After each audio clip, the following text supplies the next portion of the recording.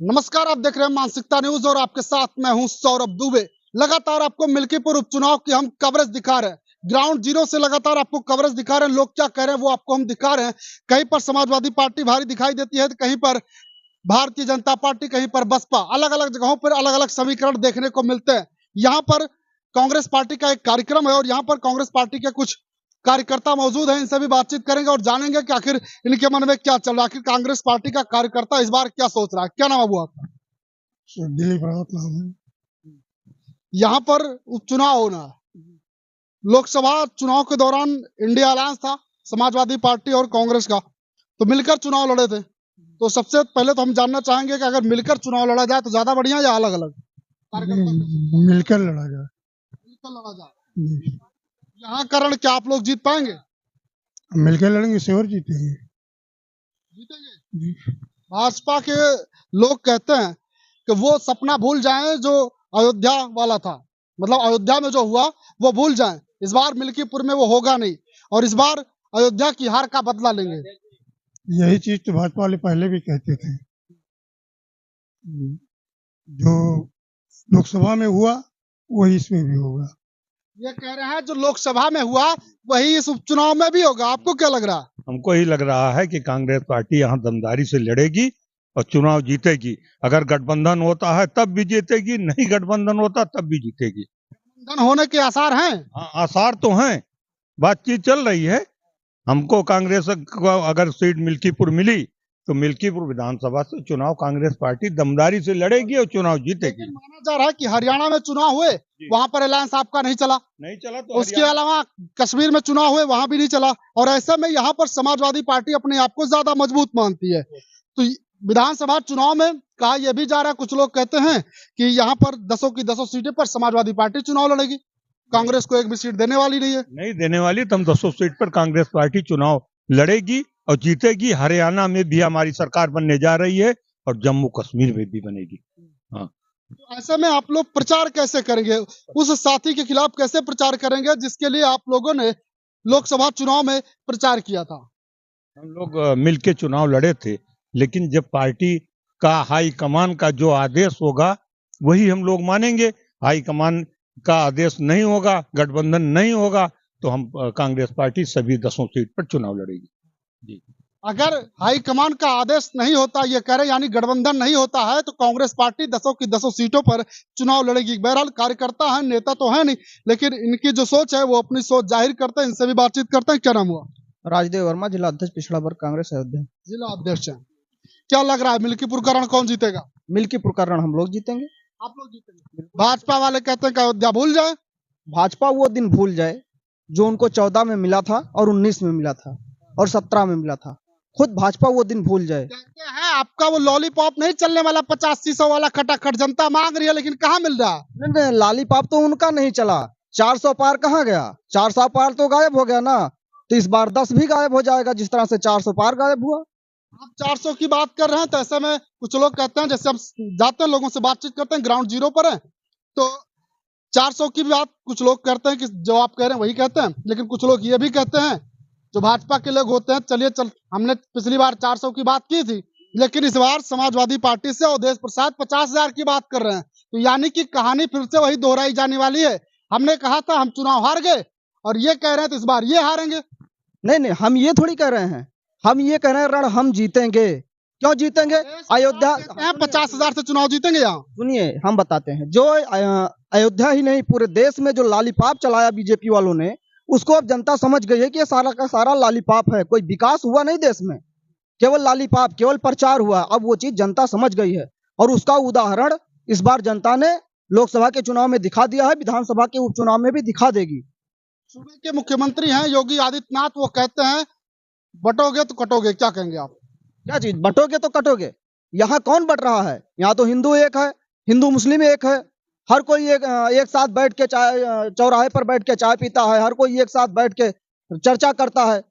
ये तो बांटने का काम और काटने का काम तो बीजेपी वाले करते हैं। और कौन करता है काटने और बांटने वाला काम? ये तो बीजेपी और योगी आदित्यनाथ जी का। ये भी कहते हैं कि इंडिया अलायंस, कांग्रेस पार्टी खासकर जातियों में बांटने का काम कर रही है, जातीय जनगणना की बात कर रहे हैं। तो कहीं न कहीं जातियों में बांटने का भी प्रयास है ये। नहीं, जातियों में बांटने का काम नहीं है। जातीय जनगणना का सपोर्ट तो हम भी करते हैं, हम भी चाहते हैं जातीय जनगणना हो जाए।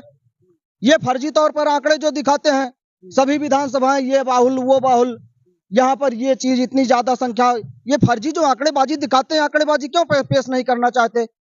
निश्चित तौर पर इनके मन में दाल बेकाला है, क्यों नहीं पेश करना चाहते? जातीय जनगणना होनी चाहिए, बिल्कुल होनी चाहिए। ये कह रहे हैं जातीय जनगणना होनी चाहिए, लेकिन हम आपसे ये जानना चाहेंगे कि यहाँ पर कैंडिडेट जो होना चाहिए वो जाति के आधार पर होना चाहिए या फिर योग्यता के आधार?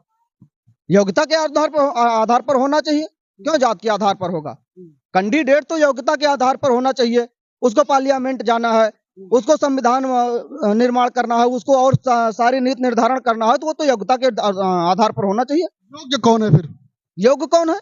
योग्य तो वो हमारा जो है पब्लिक निर्धारित करेगी। कांग्रेस पार्टी के सुनने में आया कि लगभग 6 लोगों ने दावेदारी की है, शायद पर्चा वर्चा भी कुछ दाखिल किया है कि हम लोग चुनाव लड़ेंगे, और उधर समाजवादी पार्टी की तरफ से अपनी दावेदारी है। तो योग्य कौन दिख रहा है आपको? और योग्य तो हमारा जो चुनाव संचालन समिति है, और समाजवादी पार्टी या कांग्रेस के नेता? कांग्रेस के, समाजवादी के कौन? हाँ। कांग्रेस के लोग योग्य हैं, क्यों नहीं? कांग्रेस के लोग योग्य नहीं है? ये मान के चलें कि कांग्रेस पार्टी को यहाँ पे टिकट मिलेगा? बिल्कुल मिलना चाहिए, क्यों नहीं मिलेगा?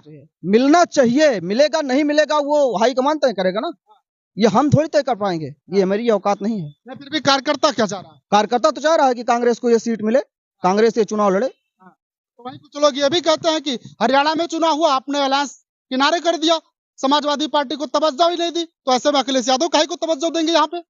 वो तानाशाही है, वो अलग की बात है। अगर हरियाणा में उनका कुछ भी नहीं है, वहाँ यहाँ तक कि हरियाणा की जनता, वही सुनिए, बात तो ये लोग भी कहते हैं कि यहाँ पर कांग्रेस पार्टी का क्या है? पहले भी विधानसभा चुनाव हुए थे, कहाँ पर कांग्रेस पार्टी थी वो देख ही रहे हैं, और हम कहाँ पे थे वो देख रहे हैं।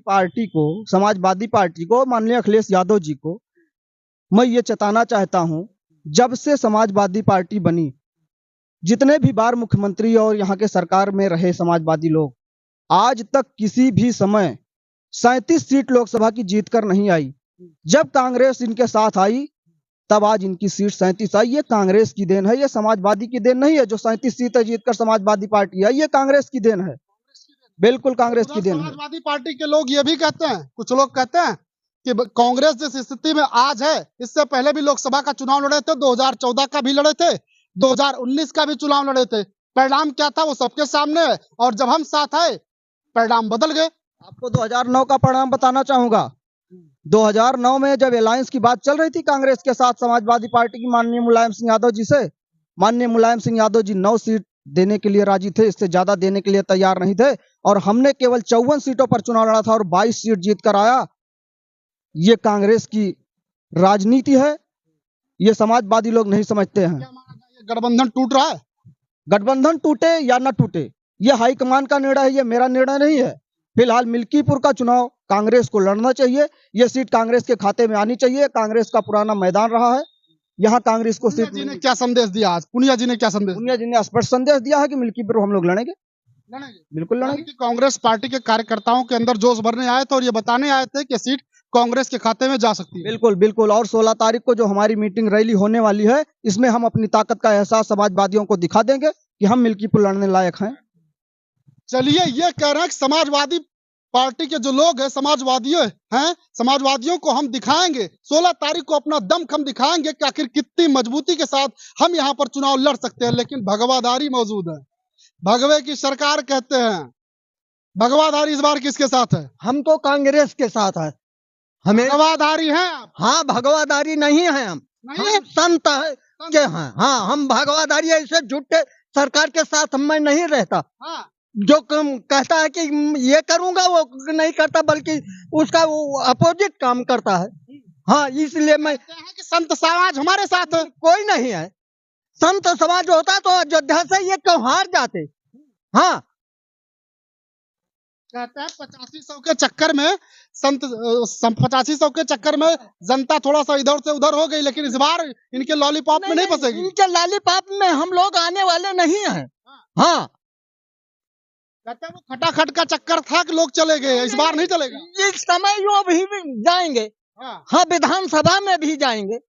हाँ, ऐसा झूठा सरकार हम लोगों को नहीं चाहिए, हम लोगों को विकास चाहिए।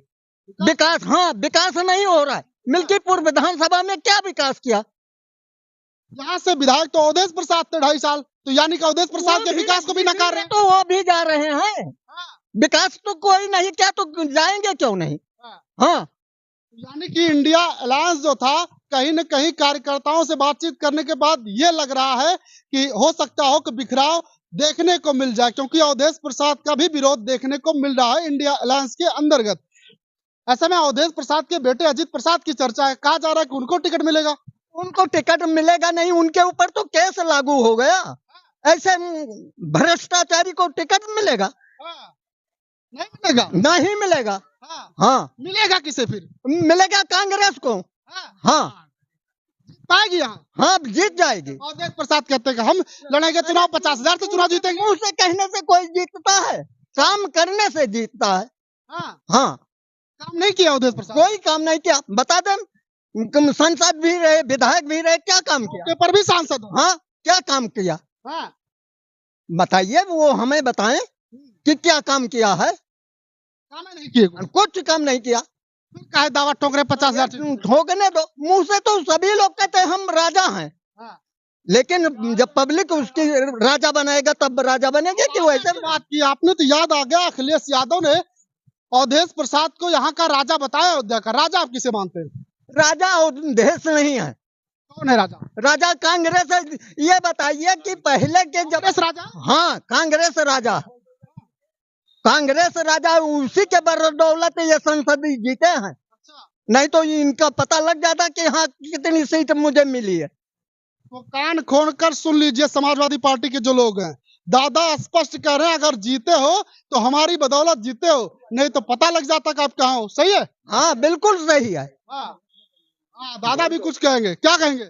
हम ये कह रहे हैं कि हम लोगों ने काफी मेहनत करके अवधेश प्रसाद को जिताया, और जीतने का कारण ये था कि 11,000 मकान तोड़ दिए गए अयोध्या में, और वो रोए, इसलिए जो भाजपा के लोग थे वो भी नहीं दे, हम लोगों ने मेहनत किया। अवधेश प्रसाद हमारे साथ पढ़े थे, मैं कांग्रेस का निर्मल खत्री के साथ काम करता रहा बहुत क्या, लेकिन हमने इनकी इतनी मेहनत किया कि ब्राह्मण यहाँ से इनको नहीं देता था। ब्राह्मण समाज का भी मैं जुड़ा हूँ 4% से। हमने जो है अपने जा करके 126 ब्राह्मणों का दस्तखत करके इनको दिया, अखिलेश को भी दिया, इनको दिया। हाँ नहीं समर्थन जी, हाँ हमने दिया। जिन ब्राह्मणों ने कहा नहीं दिया उसको नहीं दिया। हमने कम से कम इनको 14-15 हजार रुपये दिया, विधायकी में दे दिया। उसके बाद इन्होंने एक काम हमारे से, मैंने ये निश्चित कर लिया था कि जब अगर सुदामा, भगवान कृष्ण सुदामा को राज्य दे सकते हैं तो हमारे साथ पड़े हैं, हम उनको वोट हमेशा देंगे। लेकिन हमारे यहाँ एक 32 साल का नौजवान तालाब में डूब करके मर गया, और मरने के बाद हमने फोन किया, कहा कि अभी आ रहे हैं, ये उठा रहे हैं। आधे घंटे बाद उठाया, वहां नहीं गए। एक भी नहीं सुनी ना एक नहीं सुनी। उसके बाद एक जो है दीपावली को एक लड़का जो है वकील साहब शत्रुघ्न दुबे का लड़का जो 18 साल का, ब्राह्मण इस बार कहाँ होंगे इस उपचुनाव में? ब्राह्मण जब वहां जाते हैं, इनकी मीटिंग होती है, जब मैं जाता था तो 4-5 ब्राह्मणों का अलावा इनको कोई नहीं पूछता था। यादव भी इनके पास 4-5 मीटिंग में मैं देखता था। कह रहे हैं मीटिंग में अवधेश प्रसाद के साथ सिर्फ 4-5 ब्राह्मण ही दिखते हैं। हाँ। लेकिन हम आपसे ये जानना चाहेंगे, हाँ। उपचुनाव होने वाला है, हाँ। उपचुनाव में ब्राह्मण किसके साथ होगा? उपचुनाव में ब्राह्मण इनका चाहे बोहनी भले करा दे कहीं का, बाकी इनको बोहनी वाले नहीं है। इनके समाजवादी के यादव पार्टी नहीं देने वाली है, इनके यादव नहीं देने वाले है। मैं हकीकत बता रहा हूँ। नाराजगी क्या अवधेश प्रसाद की वजह से? क्या अवधेश प्रताप की नहीं, मिशन की इन्होंने सबको धूमिल कर दिया। इन्होंने उनको पूछ भी नहीं रहे हैं, जबरदस्ती अखिलेश के नाम से दे देते थे, लेकिन अब के लिए अखिलेश के नाम पर जबरदस्ती वोट दे देते थे। कहीं न कहीं मित्रसेन परिवार या को इग्नोर करना इस उपचुनाव में भारी पड़ सकता है। थोड़ा सा 1-2 लोगों से और बातचीत कर लेते हैं। क्या नाम हो आपका? राजेश कुमार यादव। यादव जी, इस बार किसके साथ है? कांग्रेस पार्टी का पुरान पार्टी है। कांग्रेस पार्टी के साथ? हाँ कांग्रेस पार्टी के साथ है। अगर अलायंस नहीं होता तब आप? गठबंधन हुआ है, गठबंधन नहीं होता तब नहीं भागा, और कांग्रेस पार्टी का है, जीता वजह नहीं मथट्टी है। हाँ। चलिए, यहाँ पर हमने कांग्रेस पार्टी के कार्यकर्ता हैं, इन लोगों से बातचीत की। ये लोग क्या कह रहे हैं? यहाँ पर चुनाव जो होगा ये छुट्टा जानवर पर इस समय होगा। और अवधेश को अगर टिकट मिलता है उनके लड़के को तो बहुत बुरी तरह से हारेंगे। दादा कह रहे हैं कि यहाँ पर जो चुनाव होगा छुट्टा जानवरों के ऊपर भी चुनाव हो सकता है और अवधेश प्रसाद के बेटे अजीत प्रसाद को अगर टिकट मिलता है तो यहाँ पर बहुत ही बुरी तरीके से चुनाव हारेंगे। तो यहाँ पर हम कांग्रेस पार्टी के कार्यकर्ताओं के बीच मौजूद थे। कांग्रेस पार्टी के कार्यकर्ता क्या सोचते हैं, क्या कर रहे हैं, वो आपको हम दिखा रहे थे। बहरहाल आप क्या सोचते हैं कमेंट सेक्शन में जाइएगा, कमेंट कीजिएगा और कमेंट करके अपनी प्रतिक्रिया हमें जरूर दीजिएगा। अभी के लिए बस इतना ही। देखते रहिए मानसिकता न्यूज।